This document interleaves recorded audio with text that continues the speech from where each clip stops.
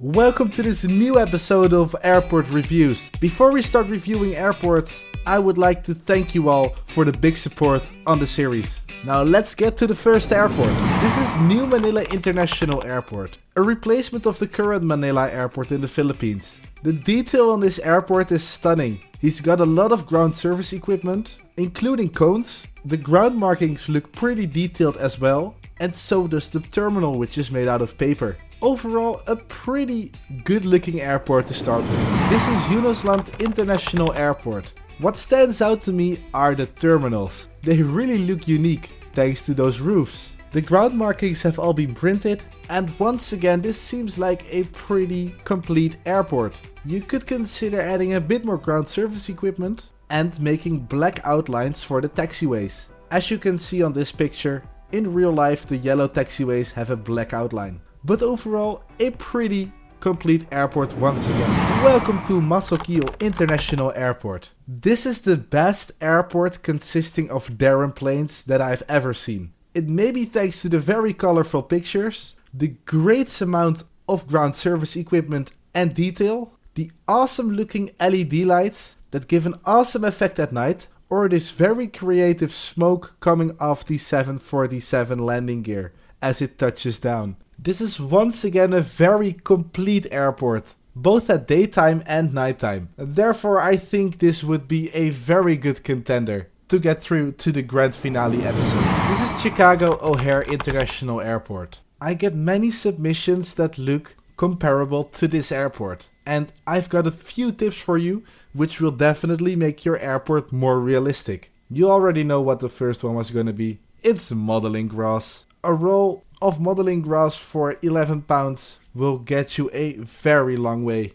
in creating more realism. Furthermore, please use a ruler or protractor to draw all the lines to make sure they are all even in length and the angle is perpendicular to the outline of the taxiway. And tip 3, add windows, a nice roof or something unique to the terminal. Don't leave it plain grey such as this one. It will really make a difference. This is Washington Dulles International Airport. A huge airport. This must be at least 3, maybe 4 meters long. And here some of the tips that I just described are also present, like the plane terminal. Though there are great amounts of ground service equipment driving around the airport, plus you really have a big variety of model aircraft. This is Eastern Illinois Regional Airport, consisting once again of Darren planes. And this terminal has what I just tried to explain. On the roof it's got some textures and it's got windows on the side. It's better than just a piece of wood. For the rest, I think some ground service equipment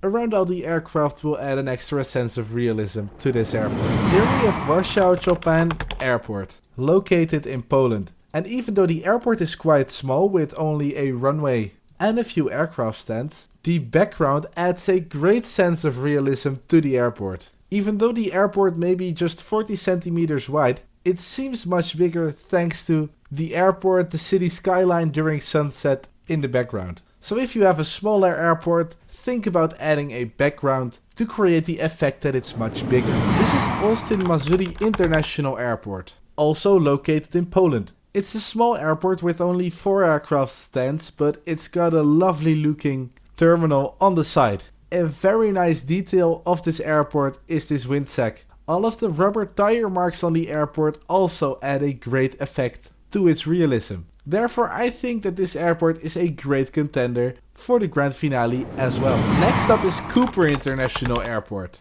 I like the trees and the ILS box to the side of the runway. And also the terminal looks pretty nice. In the future, I hope you add more models to fill in all the empty gates on your airport. And don't forget the ground service equipment around all the aircraft. Here we have Drømme International Lufthaven. I like the different shades of grey in the concrete and asphalt and all of the details in the concrete tiles, like this crack over here. The looks of the general aviation section are very detailed as well. And overall, this is a very complete airport with a great variety of aircraft that will definitely be in contention for the grand finale. Up next we have this tiny airport of Goto International Airport. It looks quite well already with the Legos ground service equipment, but my tip would be to add more ground markings. You can, for example, use a red paint marker to create boxes which mark out where the aircraft aprons were. The next airport is Ostend Airport. It's hanging on the left on the wall,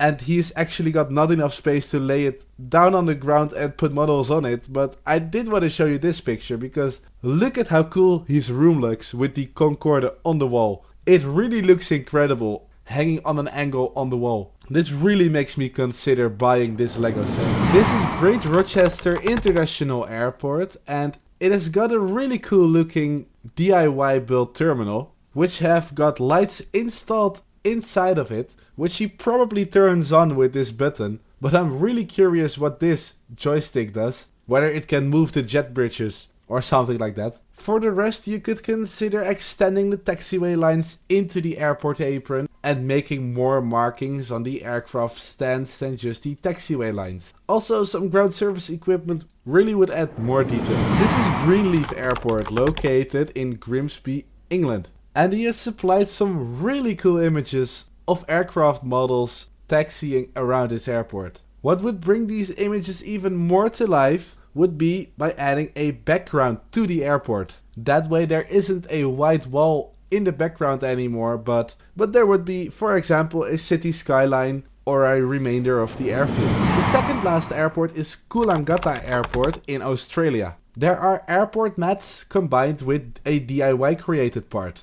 The AstroTurf looks really cool here, and it adds great color. My tip for you would be to add ground service equipment to your airplanes. And a way to create more 3D depth in your airport would be to add these airport light poles. They don't have to actually work, just add the poles. And trust me, it's going to look a lot more realistic. And the final airport is Solado Vista International Airport. It has got a great detail in the ground markings, and the terminal looks really nice as well. You could consider adding some more ground service equipment because there is close to none on all of these photos. But overall, I love the variety of aircraft on the airport, and with some more ground service equipment, it's gonna look really good. The two airports progressing to the final episode and will be featured in the grand finale are Mokio International Airport, with these very good looking lights and overall great detail, and Olsztyn, Missouri International Airport. I hope I pronounce it well.